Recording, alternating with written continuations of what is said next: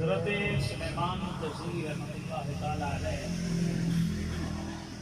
یہ وہ بزرگ ہیں جنہوں نے دلائل الخیرات شریف درود پاک کی بڑی جامع کتاب ہے۔ تمام سلاسل کے اندر اس کو پڑھا جاتا ہے، اس کی اجازت بھی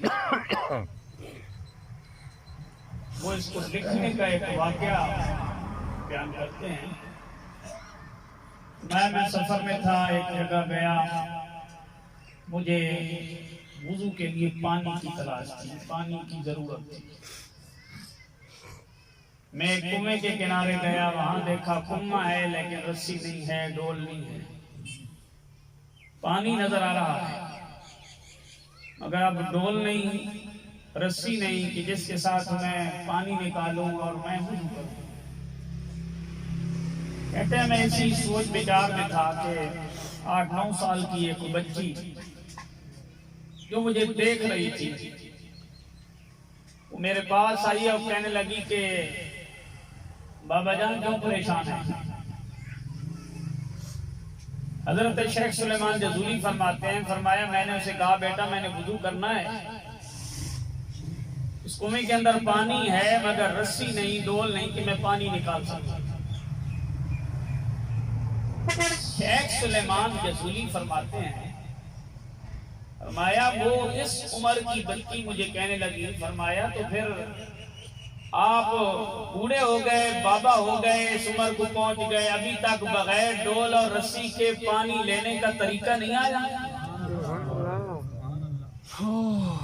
ابھی تک آپ یہ دیکھیں گے کہ رسی ملے گی، ڈول ملے گا تو میں پانی لوں گا اور وضو کروں گا۔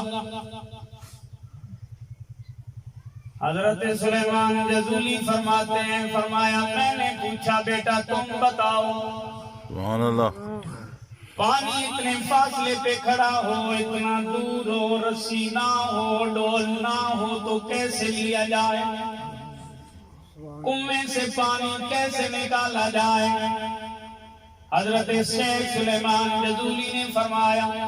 فرمایا اس بچی نے میرے سامنے کھڑے کھڑے کنویں کے اندر اپنا تھوک ڈالا، جو اس معصومہ لڑکی کا تھوک پانی میں اندر گیا، کنویں کے اندر گیا، چشمہ ابل پڑا، پانی کناروں پہ آ گیا۔ سبحان اللہ، لڑکی مجھے کہنے لگی بابا وضو کرو تمہاری مرضی، پانی پیو تمہاری مرضی، ہم نے پانی تمہارے قریب کر دیا ہے۔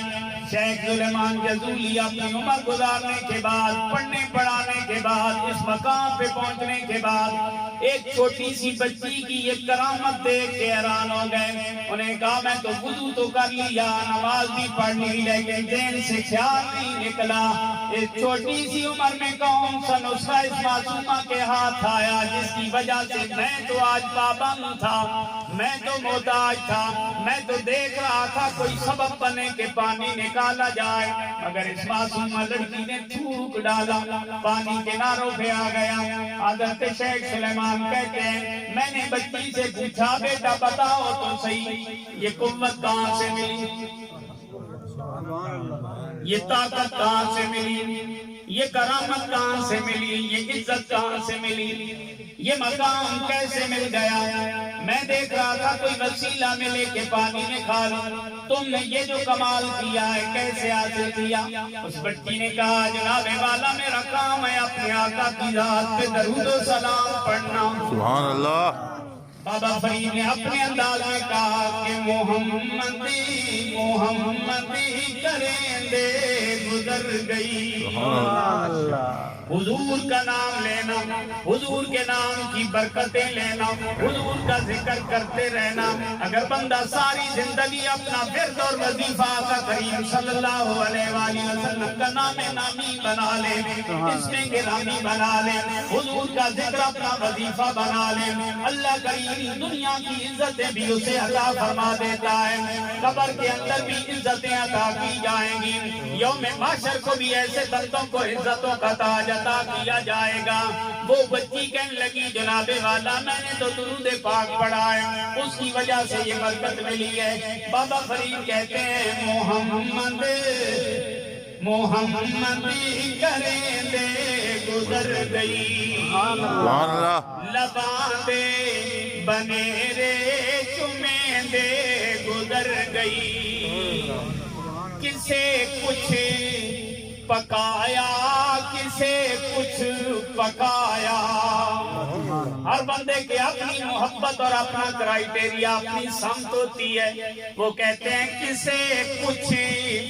پکایا کسے کچھ پکایا ساڈی تے محمد پکیندے گزر گئی سبحان اللہ ایک معصومہ بچی اس نے جب یہ کرامت دکھائی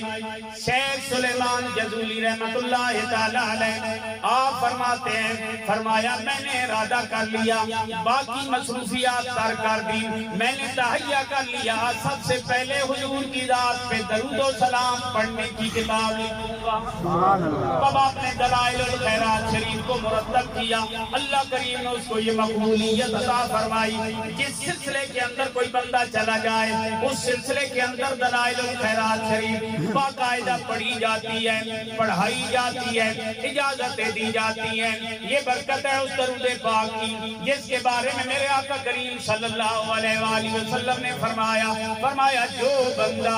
ایک مرتبہ میری ذات پہ درود و سلام پڑھتا ہے اللہ کریم اس کے 10 گناہوں کو معاف فرما دیتا ہے 10 نیکیاں اس کے نامہ اعمال میں لکھ دی جاتی ہے